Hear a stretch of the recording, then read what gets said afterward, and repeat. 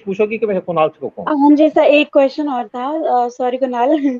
Sir ये जो हम देख रहे हैं कि पाकिस्तान को एफएटीएफ की ब्लैक लिस्ट के लिए बात कर रहे थे लोग, लेकिन सर ये माना जाता है कि पाकिस्तान जो ग्रे लिस्ट में ही अच्छा है इंडिया के लिए, क्योंकि अगर वो ब्लैक लिस्ट में हो जाएगा तो कश्मीर में टेररिस्ट एक्टिविटीज और बढ़ जाएंगी। तो सर बस नहीं प्लीज नहीं इस पे थोड़ा नहीं सा नहीं नहीं, हाईलाइट कर श्वेता दीजिए। श्वेता श्वेता वो बात नहीं है।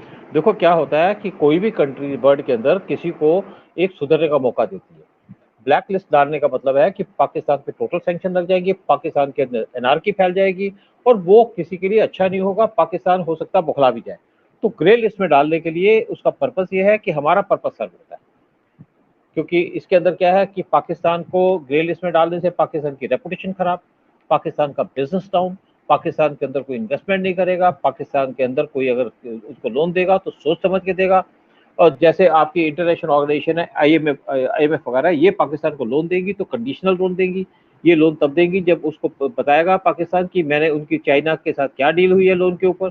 तो लेकिन जो है कि जो हमारा ग्रे लिस्ट है इससे हमको भी काफी फायदा है। ब्लैक लिस्ट में डालने का पर्पस ये बनता है कि जो ग्रे लिस्ट और ब्लैक लिस्ट का फर्क ये होता है कि जो 37 मेंबर की एफएटीएफ की एक ऑर्गेनाइजेशन है, 37 मेंबर है, पाकिस्तान उसका मेंबर नहीं है। अगर पाकिस्तान को ग्रे लिस्ट से बाहर निकलना है तो पाकिस्तान को इसके लिए चाहिए 12 सीटें, 12 वोटें। पाकिस्तान को 12 वोटें नहीं मिल रही। पाकिस्तान को अगर ग्रे लिस्ट में रहना है तो पाकिस्तान को कम से कम 3 वोटें चाहिए। 3 वोटें मिल रही हैं उसको चाइना, टर्की और मलेशिया। अगर पाकिस्तान को 3 वोटें नहीं मिलती तो पाकिस्तान चला जाएगा ब्लैक लिस्ट में। और मैं सोचता हूँ कि अगर इंटरनेशनल ऑर्गेनाइजेशन इन पे जोर डालती तो मलेशिया को हटा सकती थी, लेकिन पाकिस्तान को दिए गए थे 27 पॉइंट। 27 पॉइंट में से पहले पाकिस्तान ने 4 पॉइंट कवर किए, सेकंड मीटिंग में उसने 14 पॉइंट कवर किए, उसके बाद जो थर्ड मीटिंग हुई उसमें पाकिस्तान ने किए 21 पॉइंट। उसके बाद जब पिछली मीटिंग हुई थी फरवरी की, पाकिस्तान ने 27 में से 24 पॉइंट कवर कर लिए थे। लेकिन ये मीटिंग के अंदर पाकिस्तान ने 27 में से 26 पॉइंट कवर कर लिए। और इन्होंने फिर भी ग्रेड लिस्ट में लिखा कि आप 27वां पॉइंट भी कवर करिए, 6 पॉइंट्स और दे दिए कि साथ में इसको पूरा करिए। फिर उसके बाद यहाँ पे एफएटीएफ की टीम जब पाकिस्तान रिपोर्ट दे देगा कब, तो वहां पे जाएगी पाकिस्तान, वहां पे ग्राउंड रिपोर्ट देखेगी कि जो पाकिस्तान कह रहा है ठीक कह रहा है। तो लेकिन अभी भी पाकिस्तान को ग्रे लिस्ट में डालने से एक साल में कहते हैं पाकिस्तान को $10 बिलियन का नुकसान होता है। हमारे लिए बहुत अच्छा है। $10 बिलियन की कम रकम नहीं होती। पाकिस्तान के पास टोटल फॉरेन एक्सचेंज पड़ी है $12 बिलियन।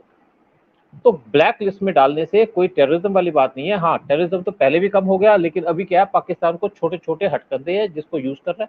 कोई बात नहीं, मुझे लगता है कि इस पे भी जब इंडिया उस पर काउंटर एक्शन करेगा, अगर लगा कि पाकिस्तान का हाथ है तो पाकिस्तान को की अकड़ ठिकाने लग जाएगी। हाँ। और कुछ श्वेता, कुछ और है कि मैं फिर इसको टाइम दे कुणाल को नहीं दूं? सर, थैंक यू कुणाल, आप पूछ थैंक लीजिए। Thank you sir. हाँ कुणाल, ओके वेलकम। हाँ कुणाल बोलो। सर मेरे को मैं ये पूछना चाहता हूँ कि क्या यूएस बैक स्टेप कर रहा है इंडिया को? मेरी पूरी बात सुन लेना सर।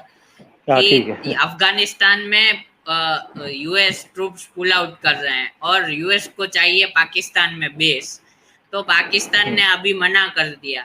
तो क्या ये वेट एंड वॉच वाली स्ट्रेटेजी है कि पूरा अफगानिस्तान फिर से तालिबान के कंट्रोल में आए और पाकिस्तान मांगे कि मुझे ग्रे लिस्ट से बाहर निकालो, मुझे एफटीए करके दो तो उसकी एक्सपोर्ट्स हो तो इकोनॉमी बढ़े, तो इसका इम्पैक्ट भी इंडिया पे होगा। देखो ऐसा है कि पहली बात तो यूएसए से अगर पाकिस्तान मांगेगा तो भीख मांगेगा, ठीक है। और मुझे लगता है कि पाकिस्तान नेचुरली अगर टेररिज्म को छोड़ देगा तो पाकिस्तान ऑटोमेटिकली इसमें आ जाएगा, ग्रे लिस्ट से बाहर आ जाएगा।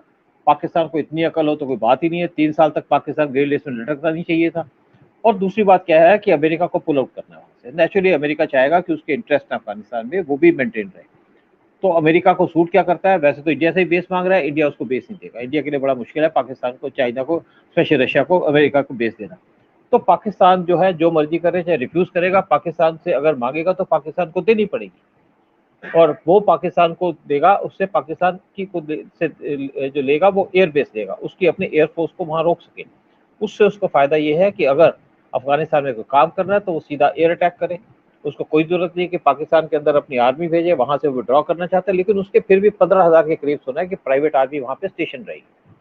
तो इसको जो है नेचुरली बात है, उससे पाकिस्तान को उसके यूएस ट्रुप्स के ठहरने से पाकिस्तान को कुछ पैसा मिलेगा, नेचुरली पैसा देंगे। और पाकिस्तान तो लूटेगा भी, भीख भी मांगेगा, चोरी भी करेगा।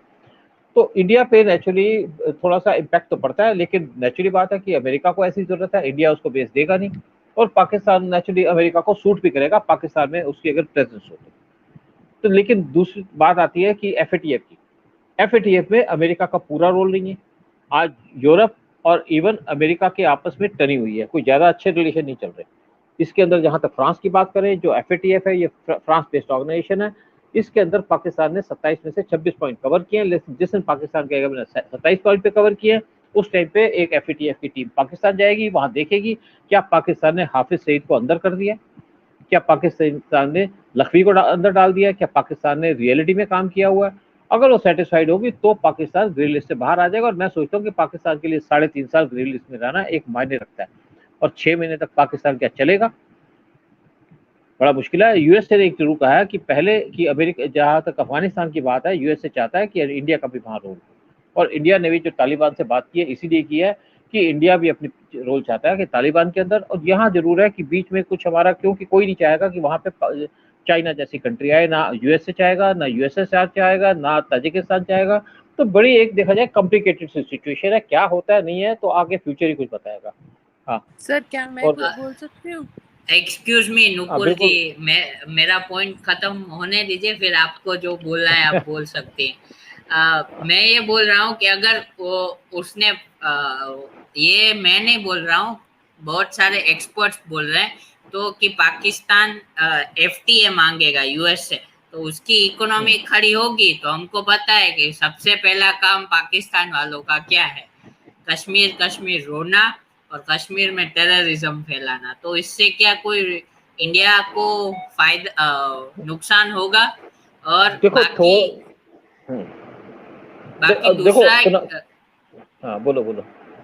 दूसरा ये था कि क्या ये एफडीए ने जो भारत बायोटेक की जो वैक्सीन है उसको इसलिए रिजेक्ट किया कि क्योंकि उसको अपनी फाइजर और मॉडर्ना बेचनी है। बिल्कुल। देखो पहली बात तो ये जो तो अपनी जितनी मर्जी बेच लें, मोदी जी किसी के नहीं चलने देंगे। मोदी जी वैक्सीन अपनी चलाएंगे, और फाइजर जो है वो नेचुरली कैंपेन कर रहा था केजरीवाल के थ्रू, बाकियों के थ्रू भी, और ये लोग लेने वाले भी थे। इसीलिए गवर्नमेंट ने कह दिया कि नहीं, वैक्सीन पहले इनको दे दिया था कि वैक्सीन हम लगाएंगे, हम ही लेंगे। सेंटर ने अपने आप ले लिया, तो अब इनकी वैक्सीन तो गई, इनकी तो फाइजर की तो चलेगी नहीं। और मोदी जी कंप्रोमाइज नहीं करते। मॉडर्ना की आज आपने न्यूज सुनी हो तो मॉडर्ना की वैक्सीन सिप्ला इंडिया में इंपोर्ट करेगा। तो सर मॉडर्ना और फाइजर की पहली शर्त यही थी कि हमें लीगल इम्यूनिटी मिले। तो सर ये गलत नहीं होगा, इंडियन कंपनीज को कोई इम्यूनिटी नहीं, और बाकी की तो इस पे देखो कुणाल, मैंने खैर ये अभी न्यूज देखी नहीं, मैं न्यूज देख के अगली बार इस पे बात करेंगे ये एग्जैक्टली क्या है। क्योंकि तुम एक चीज देखो कि हमारी इस गवर्नमेंट ने किसी इस चीज पे कंप्रोमाइज नहीं किया। मोदी ने कोई कंप्रोमाइज नहीं किया, मोदी ने अपनी कैबिनेट के अंदर कंप्रोमाइज नहीं किया, मोदी ने आरएसएस के साथ कंप्रोमाइज नहीं किया। तो मोदी कोई ऐसे इश्यू पे कंप्रोमाइज नहीं करेगा। लेकिन हाँ ये जरूर है कि इंटरनेशनल इश्यूज पे कई चीजों पे कंप्रोमाइज करना पड़ता है। इससे पहले तुमने क्या क्वेश्चन था, मैं उसका जवाब भी दे दूं। एफटीए वाला। हाँ देखो पाकिस्तान के पास नेचुरल बात है कि कुछ ना कुछ पैसा तो आएगा, लेकिन पाकिस्तान, मुझे लगता नहीं कि पाकिस्तान की ऐसी कंडीशन होगी कि पाकिस्तान अपने पैसे को टेररिज्म की तरफ डाइवर्ट कर सके। ये जो कुछ है कि कुछ फिर भी आर्मी और आईएसआई इनके अपने अलग बिजनेसेस हैं, उसके थ्रू जरूर ये डाइवर्ट करेंगे। तो लेकिन उसके साथ अगर ये डाइवर्ट करेंगे तो हम भी तैयार बैठे हैं उनको काउंटर करने के लिए, चाहे अमेरिकन बेस हो पाकिस्तान के अंदर चाहे ना हो। अगर पाकिस्तान को टेररिस्ट एडवेंचर करेगा तो हम बगैर पूछे वहां पे काउंटर अटैक कर देंगे। इसमें कोई सोचने की बात नहीं है कि हम किसी की परवाह करेंगे, जहां तक हमारा नेशनल सिक्योरिटी का इशू है। और ये जरूर है कि देखो पाकिस्तान तो बड़े साल से लगा ही हुआ है हमारे यहाँ कुछ ना कुछ करने में। हमने पाकिस्तान को इतने साल से कंट्रोल भी किया है, ग्रे लिस्ट में भी डाला है, पाकिस्तान को आइसोलेट भी कर दिया, पाकिस्तान को टोटली हम एक बैंकरप्सी की तरफ भी ले आए। हाँ सर लास्ट क्वेश्चन ये है कि 10 कतर और जो ईरान का तो हमें पता है, कतर फंड करता है हमास को, और दूसरा कि भाई इनके पास तो इतनी बड़ी इकोनॉमी है, तेल है, तो क्यों इनको जरूरत पड़ी हमास को फंडिंग देने की? देखो इनके सबके अपने अपने सिक्योरिटी के इंटरेस्ट हैं। जितना भी जो भी कंट्रीज थी उसमें से कतर जो है वो हमास को सबसे ज्यादा सपोर्ट करता था, ईरान भी इसको सपोर्ट करता था, चाइना भी दे रहा है इनडायरेक्टली आकर के। तो इसमें क्या है कि कतर को पहले तो जीसीसी कंट्री से बाहर निकाल दिया गया था। 6 कंट्रीज हैं जीसीसी की, उसमें से सऊदी, यूएई सब हैं, लेकिन इसका फिर एक आपस में एग्रीमेंट किया गया कि कतर को बीच में गया है। लेकिन देखो इसराइल ने भी क्या किया कि जब अटैक हुआ, इन्होंने हमास के वहाँ अटैक किया, तो जिस बिल्डिंग में इसका ऑफिस था उस ऑफिस को खाली कराया और उसके बाद उसको बम्बार्डमेंट करके डिस्ट्रॉय कर दिया। तो देखो फंडिंग कोई बहुत ज़्यादा भी नहीं है वहाँ के, लेकिन क्या है कि अभी जो यहाँ पे गवर्नमेंट आई है इसराइल के अंदर वो ज़्यादा ही ऑफेंसिव है। उसने वहाँ पे बम्बार्डमेंट शुरू कर दी पीस प्रोसेस होने के बाद भी, है नहीं। तो लेकिन क्या है कि जहाँ तक कतर की बात करें, इंडिया के बड़े अच्छे रिलेशन है कतर के साथ। इंडिया, हमारे फॉरेन मिनिस्टर वहाँ गए थे। इसीलिए मैं पूछ रहा हूँ क्योंकि इंडिया के सारे रिलेशंस अच्छे हैं, पर हमास और पाकिस्तान को आपको पता है कि भाई जहाँ भी मिलिटेंट्स मिले तो वहां से अपनी देखो अपना कुछ देखो काम करवा ले। पैलेस्टाइन की जो गवर्नमेंट है ना उसके भी हमास के साथ डिफरेंसेस हैं। उनकी गवर्नमेंट जरूर ऑफेंसिव है, लेकिन जैसे जो कंट्रोल कर रही है, लेकिन हमास से वो भी खुश नहीं है। दूसरी बात क्या है कि इंडिया के रिलेशन अगर इसराइल के साथ है तो पैलेस्टाइन के साथ भी है। अगर हमारे पीएम मोदी इसराइल गए तो उन्होंने एक सोलो विजिट पैलेस्टाइन भी की। अगर उनकी विजिट इसराइल की हुई तो जो पैलेस्टाइन का प्रेसिडेंट था उसको इंडिया बुलाया। जब इनकी विजिट हुई थी आकर के पैलेस्टाइन की, तो उस टाइम पे जो इजरायली प्राइम मिनिस्टर है उनको इंडिया बुलाया। फिर हमारे जो उस टाइम पे प्रणब मुखर्जी थे जो प्रेसिडेंट, वो गए थे इसराइल। इसराइल से बॉर्डर क्रॉस करके वो पैलेस्टाइन भी गए।